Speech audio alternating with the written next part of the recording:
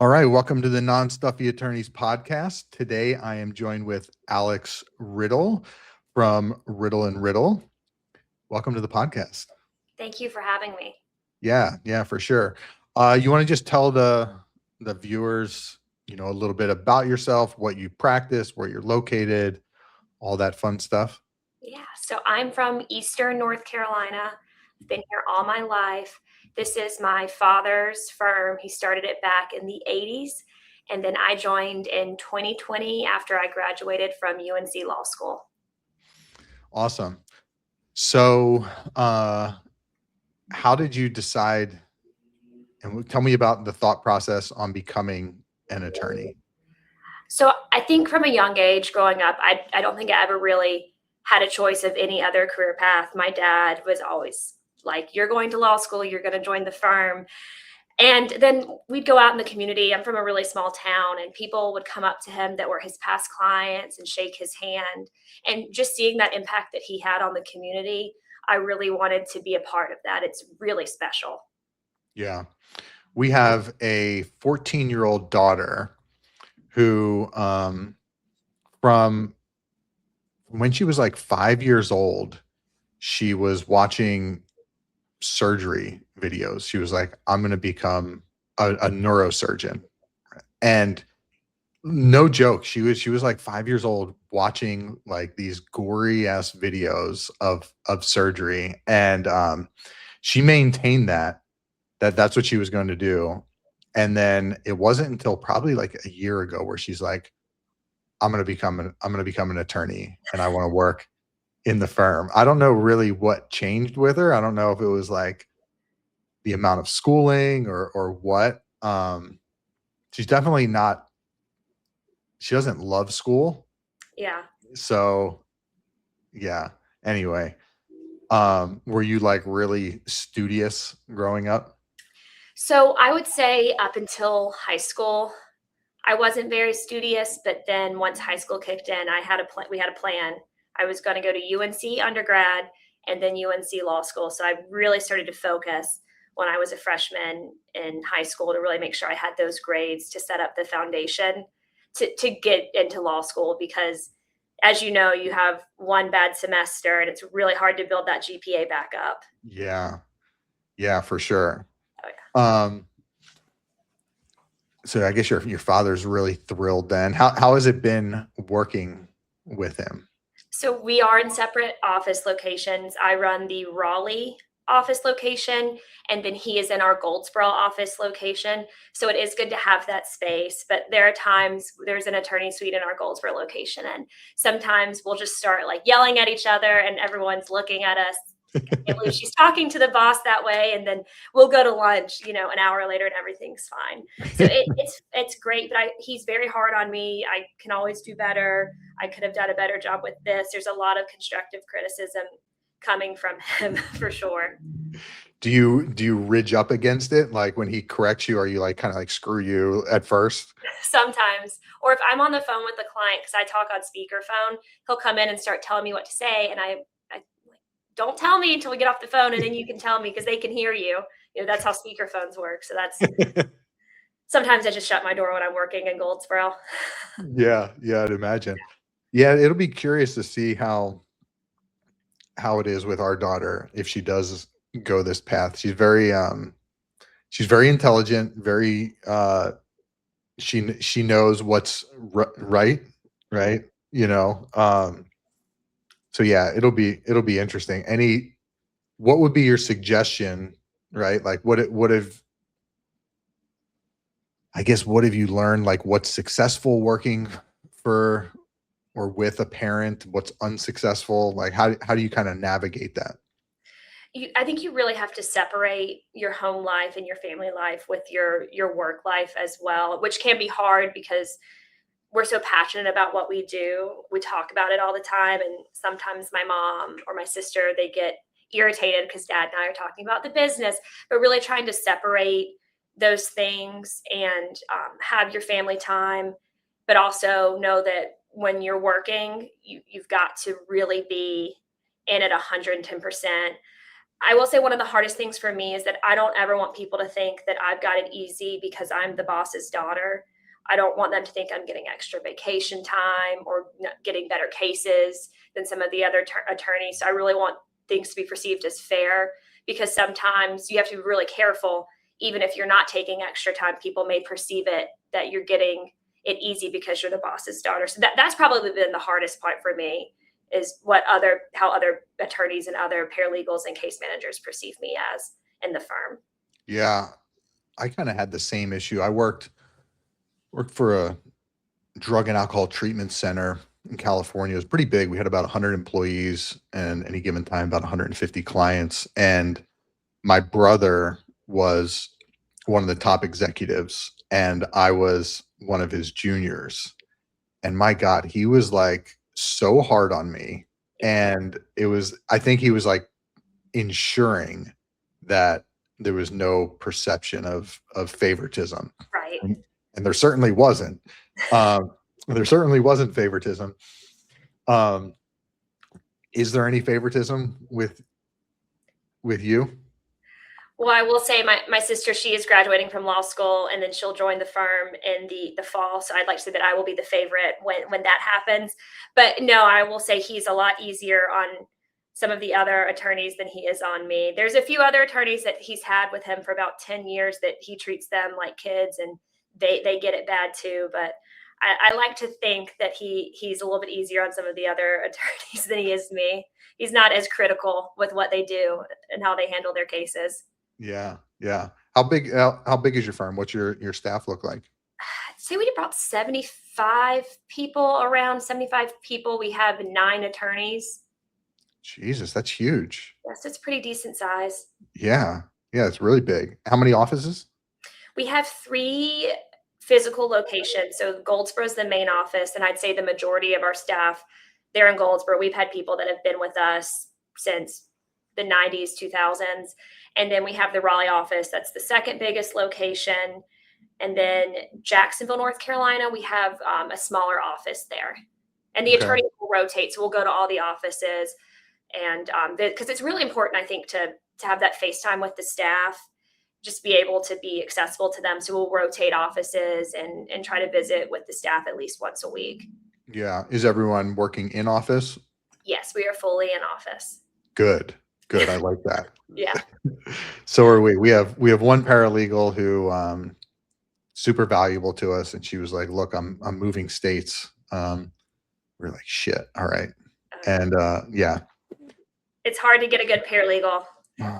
they're so good. Yeah. You know, yeah. We're very paralegal heavy. We have far more paralegals and legal assistants than attorneys, but yeah. So how far of a drive is it between the offices? So let's see, Raleigh to Goldsboro is about an hour, just depending on where you live. And then Jacksonville, I think that's about an hour from Goldsboro, maybe a little bit less, a little bit more. I haven't been to that office in a while, but we've got an attorney out east in New Bern that'll go there, and that's, I think, a 30-minute drive for her. Okay. Okay. And you and your father are partners. Yes. Yeah. Okay. Is there other partners in the firm? Just us right now. Just you two. Yeah. Will your sister become one? We'll see how hard she works. What? So you didn't become partner right away? No, it was a few years. Okay. All right. How do you like personal injury? I love it. I would say one of my favorite things is I can call a client and the amount of money can be not even that much they're getting in their pocket, and then they'll just start crying because they're able to buy their kid birthday presents or go on this trip that they always wanted to go on. So that's really meaningful to me. And then being able to help seriously injured people get their lives back on track is also just one of the best things about this job. It really means a lot to me to help those people get back on track. Yeah. Yeah. What kind of cases do you guys handle? Gosh, we handle everything. So we do workers' comp. We also handle, auto accidents, slip and falls, commercial truck, motorcycle accidents, dog bites, and then we'll have some very weird gen PIs. I've had a toilet paper box fall on a lady's head and fracture her skull. So some really weird cases. my Those God. gen PIs are few and far between, but we have some interesting ones. Yeah. What's the craziest one that you've run into? Gosh, the toilet paper one's up there. So what happened? What? She was Yeah. reaching for something. I don't think the box was fully on the, when you go into a Walmart and they'll have stuff just really high up, and I think Mhm. the box was really high and it wasn't fully on there, and when she reached for whatever she was reaching for on that shelf, it, fell and got her head. So yeah, there's been some crazy stuff like that. Oh my God, that's nuts. Do you do medical malpractice? Not really. We don't do any medical mal. We'll do some civil rights violations, a lot of police brutality, excessive force cases. We'll do a little bit of those. Those can be interesting as well. Those are hard though with qualified immunity. Oh yeah. Yeah, we know someone who just had a medical malpractice situation come up and basically misdiagnosed with appendicitis, or not. It should have been diagnosed for appendicitis, and the ER didn't. And the tech suggested some further imaging, wasn't done. Appendix burst, went sepsis, was in the hospital for a while, right? Yeah, kind of a crazy situation. Oh yeah. Some of the med mal cases will, get some intakes in. They're scary. You go in for routine surgery and then something happens, not Hmm. planned. Yeah. What's your like qualification process like when you have someone do intake? I'm assuming you have like a team of intake people. Yes. So we have, I think, 4 or 5 people during the day answering phones. They're trained intake specialists. And we have this email called Contact Us. And there are 4 attorneys on that email, or 5 attorneys on that email, where the intake specialist will write, this is what happened. This is the date. These are the injuries. Can I sign this case? Do you need any follow-up questions? Does an attorney need to speak to this client right away? And so we've got attorney eyes on stuff from, Molly wakes up at 5 a.m. and she's looking at it. And then I stay up till 11. So I'll look at it until we shut down the phones at 11, and we'll have an answering service at that point. But an attorney is constantly monitoring the intakes that come in. Yeah. How many, what would be like the percentage of intakes done to cases that you take on? Oh my goodness. I want to say that maybe 20%, about 20%. About 20% you take on? Yeah. How do you determine whether you're going to take, like, what's a general criteria? So it varies by case, but we'll say for auto, there's got to be a threshold of property damage.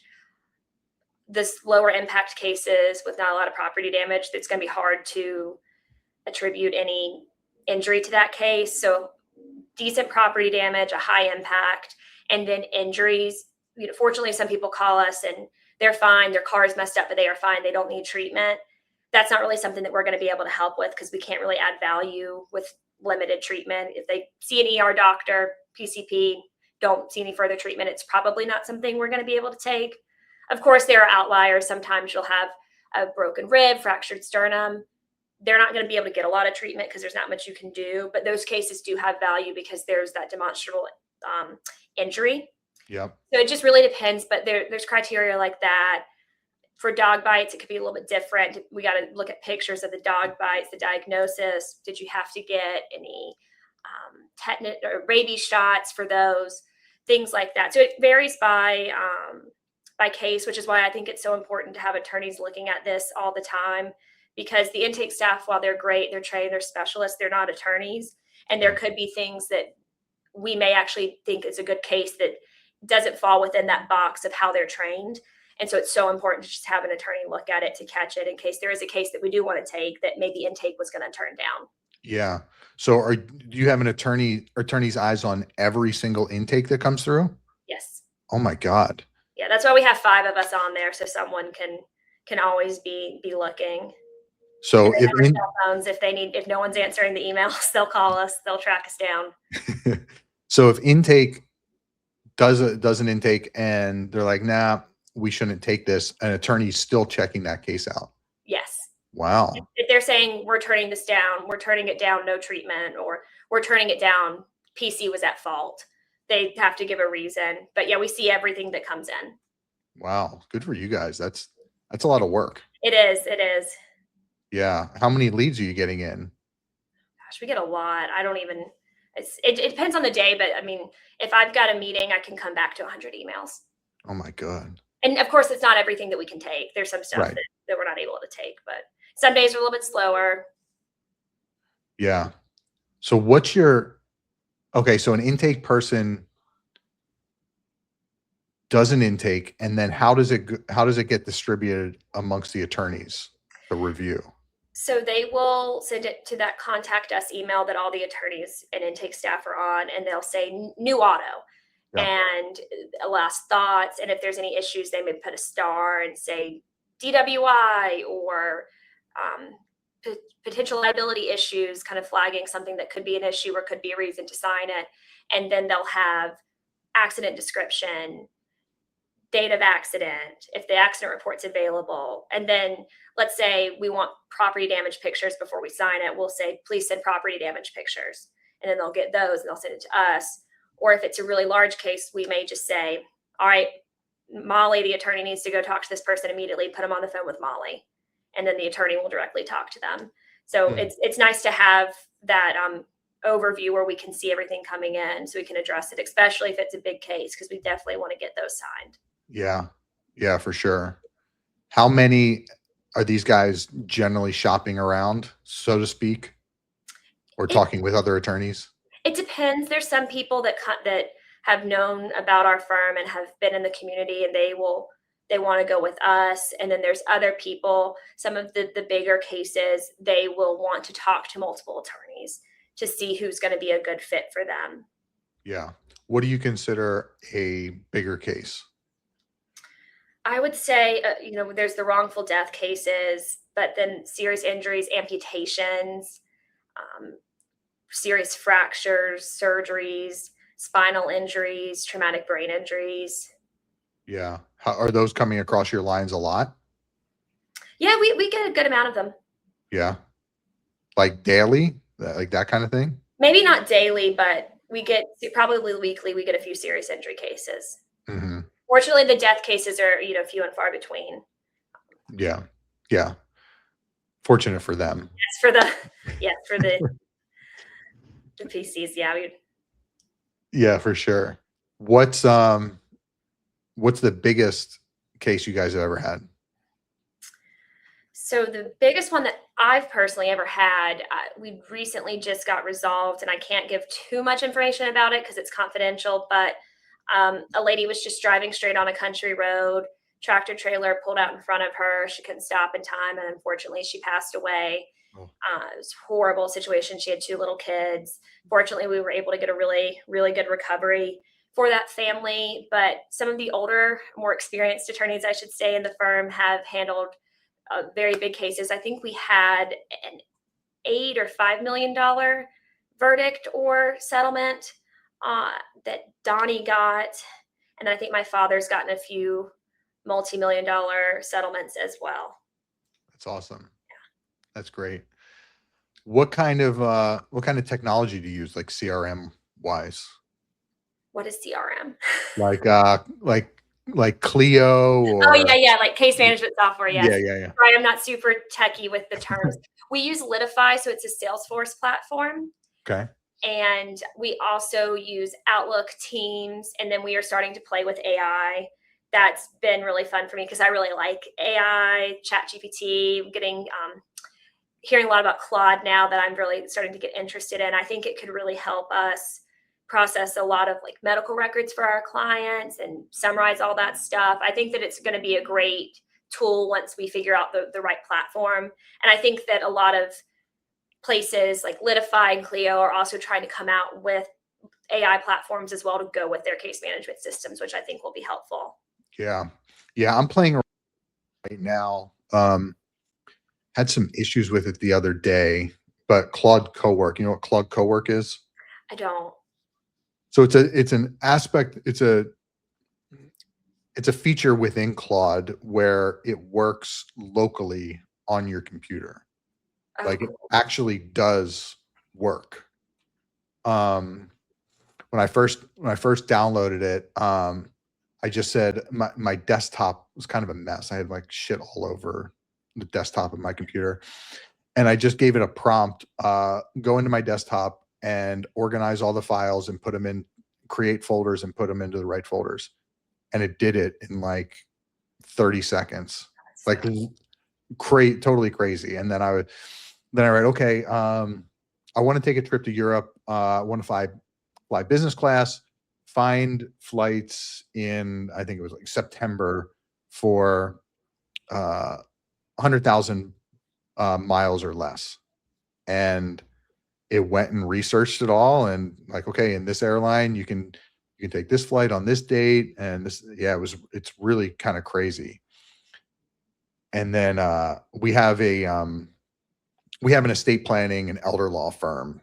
And the other day, I just pointed it at a file and I said, "Hey, draft a deed, right, for this using our templates, the information provided in the folder, draft the deed." And it just like drafted it immediately, and it was absolutely letter perfect. That's awesome. Yeah, yeah. So there's lots of like, yeah, it's really big. The agentic AI is getting huge right now, and I see it all over. It's like blasted all over social Oh media. yeah. You know, it's Oh like yeah. my business partner for our marketing company was like, it's a fad, and I don't think so. I don't think it's a fad. I think it's really like it's here now, um, and it's only going to get better. Oh yeah. I've seen a lot of people, and usually they're a little bit older attorneys that say, "Oh, it's going to take all these jobs." But I personally think that the people that are able to, and the attorneys that are able to work with it and get ahead, are going to be successful with AI. I just think it's such a good tool. I Yeah, think we can serve our clients better. yeah, I agree. Um, the whole job thing, it's similar to like the Industrial Revolution. It's like, hey, this is, oh my God, this is taking all these jobs and blah, blah, blah. But it's going to open up a lot of jobs as well. They're just going to be Right. different. And I think for our law firm, we're going to be looking at how we can automate things and have AI agents do menial tasks Right. so that we can be more client facing. Right. I think that that's a great way to look at it, because we'll have clients that they just want to talk, talk, talk, talk, talk. And when I'm talking to you for 50 minutes, I can't get anything done on your case. And some of the Right. people you just can't get off the phone, especially our case managers, because I call them our first line of defense. They are client contact, client contact, client contact. But they also have to request medical records and bills and do a bunch of other tasks. So it would be great if we had AI that could get those requests out, and when the requests come in, put them in our case management system so the case managers can spend more time with the clients and talking about their case, so they're getting the service that they want and their questions answered. Because it's a lot of hand holding. I'm sure you know with what you do as well. It's a lot of hand holding. Absolutely. Yeah, I think that you'll be able to get to the point where you can have an AI agent literally gathering all the medical records, even if that means that it's requesting the medical records, and then getting it and putting it in the right file and all of that stuff. You could probably instantly, like right now, you could probably train an AI agent on those intakes. So Yeah. as they come through from the intake specialist, if you train it from what you guys as attorneys are looking for in a case, right? That intake might miss, and you just give it the doc. You're just like constantly updating it with and training it. Yeah, those emails that come through, it could just be monitoring those emails and be like flagging them. Oh, this is a good one. This is not a Right. good. Yeah. No, that's a really good idea. I haven't thought about that. Uh huh. I think as it watches too, so as you it can learn with you and with the firm. So if we get an intake, it can kind of learn, okay, these cases are weird, but they seem to think this is a good case. I'm going to add this to the bucket of this is going to flag as a good case. I think there's a lot that it Exactly. can do. Yeah, exactly. You just constantly train it, and it'll get a history. And yeah, it's really wild. It would probably save you guys a lot of time on that intake line. I think you're right. I'm gonna have to talk to the higher ups about that. Claude Cowork. Do you guys use like the Gmail suite, or are you using Microsoft? Microsoft. Yeah, Microsoft has Copilot. Yeah. Do you use that? I actually haven't played with Copilot a lot. Okay. Sometimes I think Microsoft can be a little hard to navigate. Yeah. Yeah, we use the Gmail suite. So we use Google Workspace, and Gemini is their AI, and it literally plugs in to all of our files. And it's amazing. It's absolutely unreal. And it's all the plan that we have, it doesn't share information, right? So anything in our ecosystem is, because you have that confidentiality issue. Right.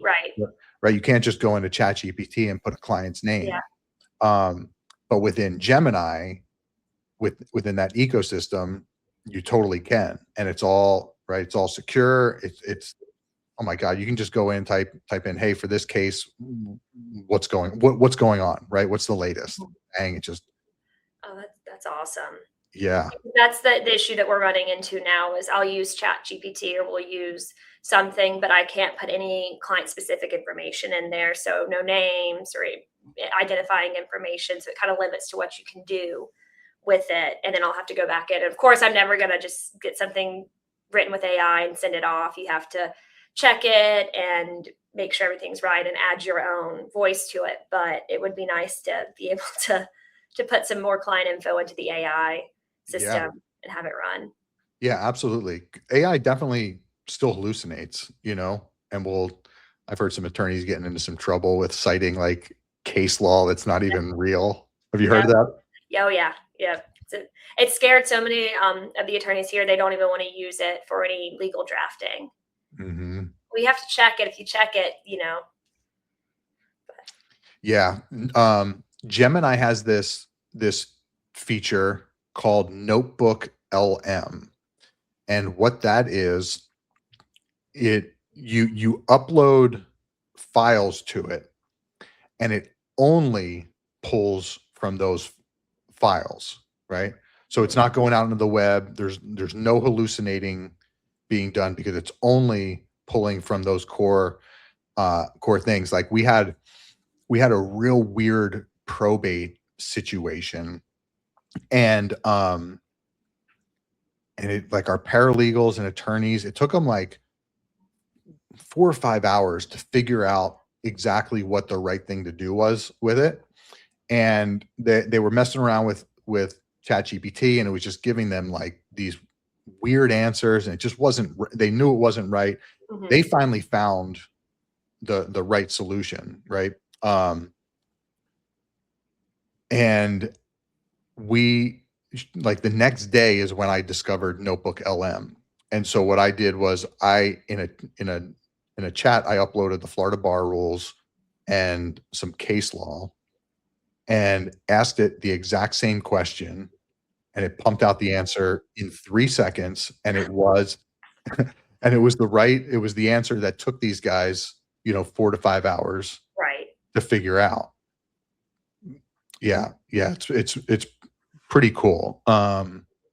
We're using that now. We use non-attorney salespeople. So there's like a fine line between like legal advice and, we got to like navigate that.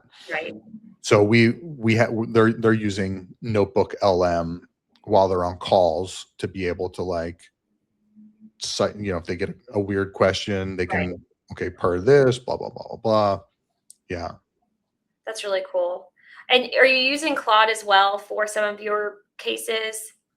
We haven't started yet, just because I'm still trying to figure out how to use it. right? Like I did the whole deed thing, and then I ran into some bugs on it, and it wasn't like I couldn't it wasn't like creating the Word document for me anymore. I literally just uninstalled it from my computer this morning to see if that's going to fix it, but we're not really. No, the answer is no. We're not using it. We're using it a little bit on some marketing analysis, because with Claude, you can have it go into like your Google campaigns and analyze, right, and make suggestions, stuff like that. So we're messing around with that a little bit. Yeah, because I'm really interested in trying to get some type of system with AI where we can use it for cases, but you have to be so careful, because if you just go to Chat GPT, the regular website, it's, client information, it's not HIPAA compliant, all that stuff. So I was just curious if y'all found anything. Yeah, my understanding is that Claude Cowork on the enterprise plan, like the top tier plan, which we have, is compliant. Okay. So it's not sharing data that you put into it. Yeah. So that would be secure for you guys. Yeah. Regular Chat GPT is not, Right. though. Oh yeah, no. I've heard horror stories.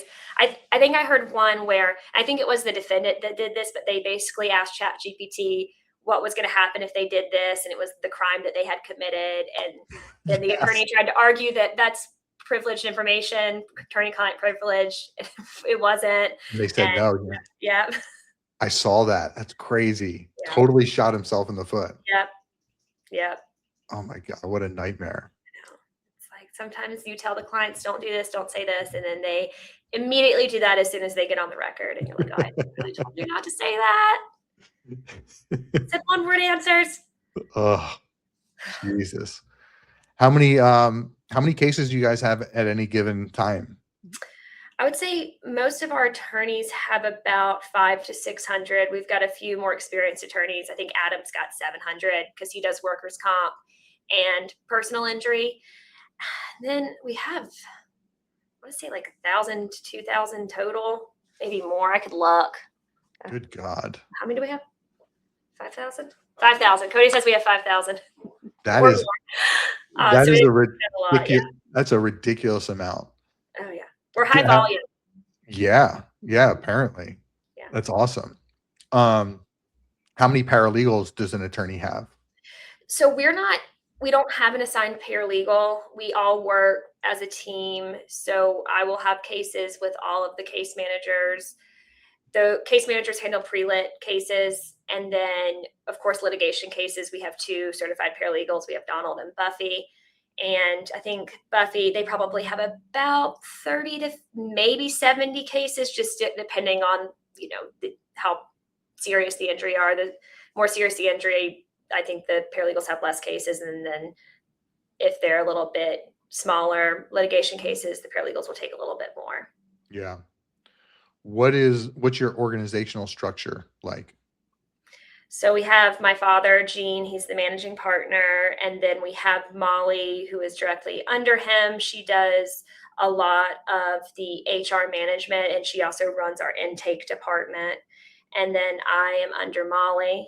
And then there is Ashley, who does all of our HR stuff as well. And then I run the Raleigh office as well. So that's a little extra. Yeah. What do you guys do for marketing? So we advertise, we do commercials, we do SEO, website stuff. We're always trying to improve that, trying to get into social media, TikTok, things like that as well. But I think LSA, Google Ads as well. We do a lot of those. We're everywhere. Yeah. Billboards, we have a few billboards. Yeah, you kind of have to be. Personal injury is very expensive in the advertising. Yes. Yeah. Are you doing TikToks yourself? We've played back and forth with TikToks. I'm hoping that when my sister comes along, because she's Gen Z, that she'll be able to take that over. I'm more of an Instagram generation. It's hard to get them, edited and designed the right way.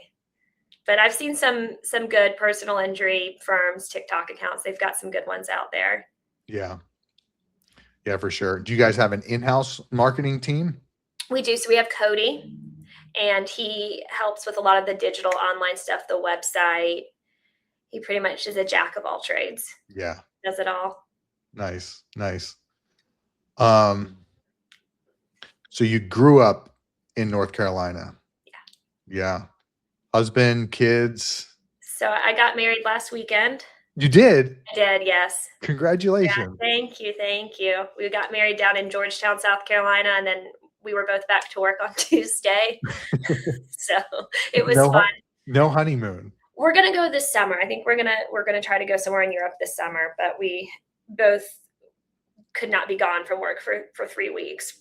We had to come back. Unfortunately, it's been a hard adjustment. Yeah. Yeah. You plan on having kids? Eventually, we do have a dog. His name is Tugboat. He's a golden doodle. He's perfect. Hopefully kids, not super soon, but in the next year or so, start thinking about that. We're both very career oriented, so it's kind of been on the back burner, but now all our friends are starting to have kids. It's like, I didn't know we were doing this. Yeah. Yeah. It's quick. Have them soon.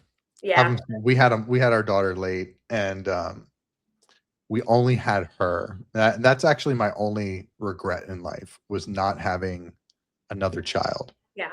Yeah. If you want them, have them soon. Yeah, that's what my friends keep saying. Like, are you gonna have kids with us? And I was like, oh, we just got married last week. Yeah, we got a couple dogs. There's one yeah, of them. Yeah, another one's under my desk. We got 2 golden retrievers. Oh, it's awesome. Yeah, you got the golden without the shedding. Oh, I will never not have a golden doodle. It's so nice to not have. We've had dogs that have shed all my life, and it's so nice this one does not shed. Oh my God, every day we go home and we're vacuuming. Yep. Oh, The hair just clump. Yeah. it just it's everywhere. It's everywhere. And I'm eating food. All of a sudden, I'm like, how the hell did some fur get in my food? Like, what the hell is this? Where will you go in Europe? I think we want to go to Croatia this summer. We haven't planned anything, so we wanted something to look forward to. So I think we're going to start trying to get that planned and get that in the works. Have you ever been to Croatia? Nope. My wife's been all over Europe. I have never been. And we keep saying, okay, we're going to go. And then, it just keeps getting put off. Like if I go, I want to go for probably 3 weeks. Right. Is that what you would do? You said 3 I weeks? think we're going to do 14 days at least. Yeah. Yeah. 14 days would be like minimum. Yeah. And our daughter is like an avid volleyball player, like super. We're like traveling all over the country. Yeah, it's a big thing. And she only has off, and she doesn't really have off. It's kind of like the month of July. And then the rest, like high school season, starts in August. That ends in November, but then club season starts in November and runs through June. So it's like, and there's tournaments. It feels like every weekend. That's like our vacations now are volleyball tournaments. If that sounds awesome to you, I don't know. I used to play in high school. What position does she play? She's a DS and libero. Okay, so I was a setter and an outside hitter. I was not good on the back row. I'd say I was too tall, but no, I just was not good. Are you tall? How tall are you? I'm 5'8", so not super tall, but tall enough. Yeah, our daughter has a huge vertical. She can really jump. But she's 5'5".